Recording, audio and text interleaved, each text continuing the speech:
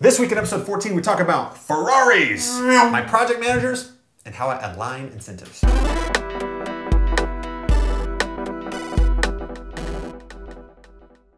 Say that 5 times fast. Align incentives. Align incentives. Align incentives. Welcome to I Love Real Estate Stories from the Trenches, episode number 14. This is the show where we give you the behind the scenes look at the life of a real estate entrepreneur, showing you what's possible and teaching you along the way. You have one of these, right? What happened this week? What happened this week? We got a question. Oh, we got a question. Thank you. Finally. Emailed us. I'm telling you guys all the time. Andy@iloverealestatestories.com. Let me know what you want to know. Let me know what you want me to rant on. Yeah. I love it. What's the question? Let's do Grant it. Hampton, he said, Andy, first of all, I watch all of your YouTube videos and love the project flip videos. Very cool. Awesome.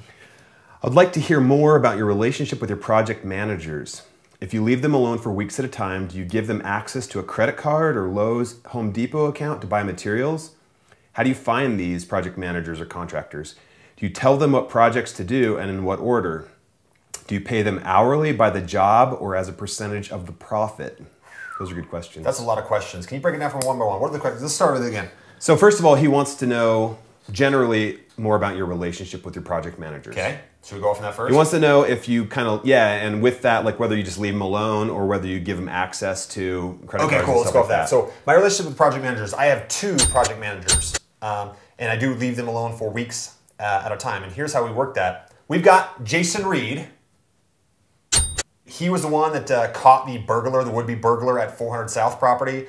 He's also the one that Ignacio, you guys met him last week. He kind of had this experience with Ignacio. Jason Reid, he also did the house where the $50,000 profit blown house. But Jason's been with me for 3 years now. How do I pay him? He is a W-2 employee. He's a salaried employee, but I also have a bonus structure in place for him. And the bonus structure looks like this. Every project he does, he gets a flat bonus. He gets a bonus if he comes in on time. He gets a bonus if he comes in under budget. And he gets a bonus if we sell the property for more than I thought we were going to sell it for. And here's why. I want our incentives to be aligned. If he finishes the project quickly, he moves through multiple different projects, then he can make more money for his flat bonus. If he finishes on time, that benefits me. I can save money on that, right? And if we sell it, if he does it for underneath the budget, he gets a percentage of those savings. He's incentivized to do it for less money, which is what I want. But I also don't want him skimping on the quality. So if it sells for more, meaning he's done little cutesy things, adding more quality, sells for more, I make more money as well. He has incentive and line in place for that as well. So that's Jason Reid, hilarious guy. You guys probably like him from those last couple of videos. He's one. Mark Wasson, on the other hand, is also a hilarious character. Raccoon Skinner. Raccoon Skinner. Loves hunting and everything to do with all that stuff. Wants to go bear hunting. If you ever meet him, just mention hunting and he's like, hey, let's go hunting. He introduced me to my wife. He did? Yeah, 11 years ago. I didn't even know that. He introduced me to my wife. So he was a friend of mine. We lived in the Philippines. We both served missions in the Philippines, and he was there, so we kind of met that way. And after our missions, that's how we met. He introduced me to my wife. So he's been a project manager for a couple of years now. He's incentivized differently. He actually gets a percentage of the net profits that come from a flip. So unlike Jason Reid, he doesn't have anything guaranteed. He's got no W-2 guarantee, but he also can make more money because our incentives are aligned. If he does things fast, for less budget, and we sell for more, obviously he gets a percentage, so our incentives are totally aligned there. So I want to encourage you guys, if you're going to find a project manager, whoever you get on anything, see if you can align your interests with them, right? Anything you can do to align the interest, because people are self-interested. Even if they're friends of yours, they're self-interested. You want to make sure that them winning is you winning. So that's my tip there. Both of my project managers, to answer your other specific question, is they have one of my credit cards. So they can take that to Lowe's, Home Depot, wherever they want to go. Yeah. They swipe that for all materials. And then I've also got a bookkeeper who I kind of consider a CFO, frankly. She's more than a bookkeeper. But she, when they swipe their credit card, she knows which property to or project to attribute that to. And also when they ask her to cut checks for certain subs that you can't write it, do the credit card for, she actually keeps track of that on their projects too. So she's great at keeping track of all of that stuff. So, and these guys both operate independently and separate of my wholesale company. They have nothing to do with the wholesale company. Do I tell them which project to go on? Yeah. I mean, sometimes if they got 2 at a time or if they've got a third one squeak in there, I'll tell them this is the priority right now. We got to finish this one.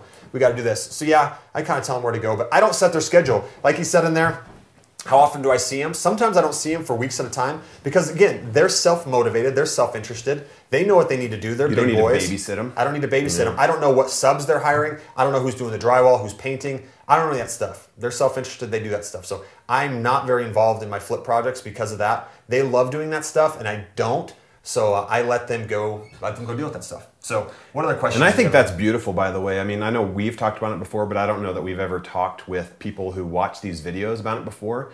But, you know, rather than just having employees who are basically clocking in and clocking out, when you align incentives, you really, I mean, you know, you win their heart, they win yours kind of thing. You and get it's their just, heart. it's Treat just people better. like big boys and girls and make them self-interested.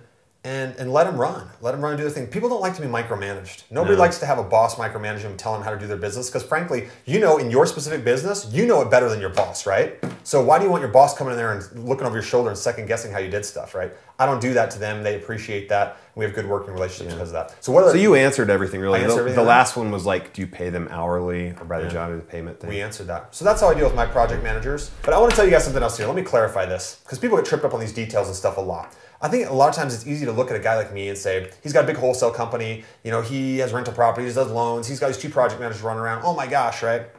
And you think I've got this whole machine that's just dialed in, right? Here's my best analogy for you. And this came to light, by the way, a couple of weeks ago on a coaching call, house flipping formula coaching call, right? There was this guy on the coaching call, he asked this question, he was extremely frustrated. He said, I've been a real estate investor for years, I'm in this little slump right now. He's like, I've been there, I know that this stuff works, but he's just like, he was in a huge rut and he was just like, oh, I'm frustrated. I'm just frustrated. It's just not working for me right now. You know, I'm trying to do stuff and I'm just not getting deals. Like, it's just not working. He was extremely frustrated.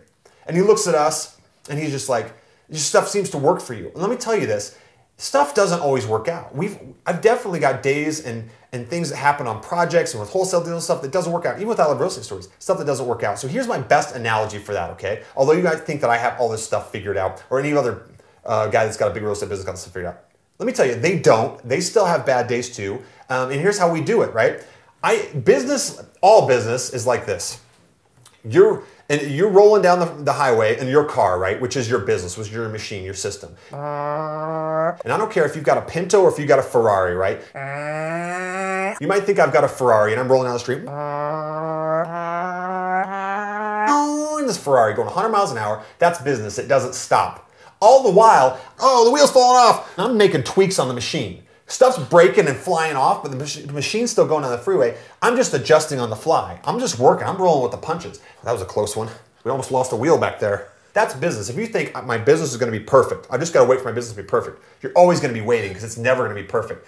I mean, I talked to my buddy Billy Alvaro, who did that. You guys watched the interview I did with him. We just started selling mortgages. And the next thing I knew, we went from 2 guys in a room to 200 people in a room, to 400 people in a room, to 950 people nationally. Yeah, this huge multi-million-dollar business. And I told him that same analogy, and we were both laughing. He's like, yeah, bro. He's like, that's always how business is. That's always how it is. You're always turning wrenches on your business, but you can't stop the business. You can't stop the Ferrari, sit it there and tweak it. No. It's got to be rolling down the freeway while you're hanging out there sometimes, out of control, fixing the stuff. But that's business. And when it stops being like that, when you stop operating in chaos, you're really not in business anymore, right? So embrace the chaos. Just recognize that you're going to power through it. You're just going to work through it, right? That's business. And as soon as I heard that from him, that like amen of like, yeah, that's how I'm dealing with it too, I realized I'm okay.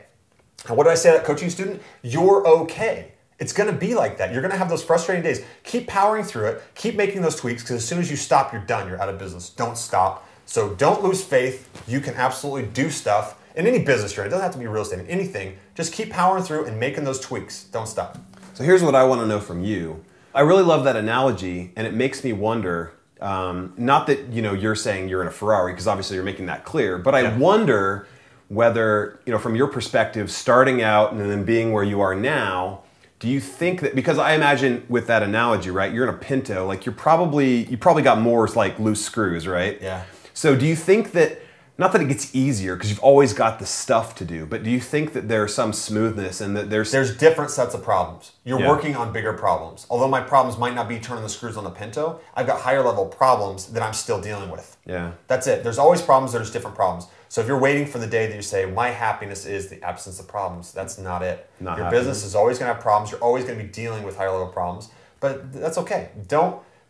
Don't worry about that stuff. Just keep taking action in whatever field you're in, whatever it is you're doing. Just recognize that the problems are there and they're always going to be there. Just work through them. That's where the growth comes from. Work through them. And just throw out that idea of perfect. throw out that idea of a perfect machine, a perfect system that's humming all the time, going down the freeway.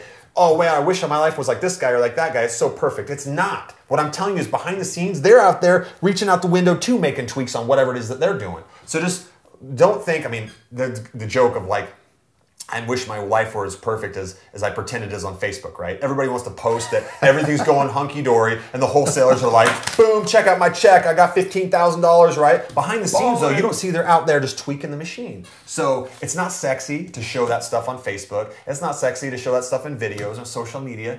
But I'm telling you, it's the real world. Don't think that it's perfect for anybody. It's not. That's the fallacy. So go out there, crank, take action on your own, and make it happen. Don't wait for it to be perfect. That was my lane change. I signaled that.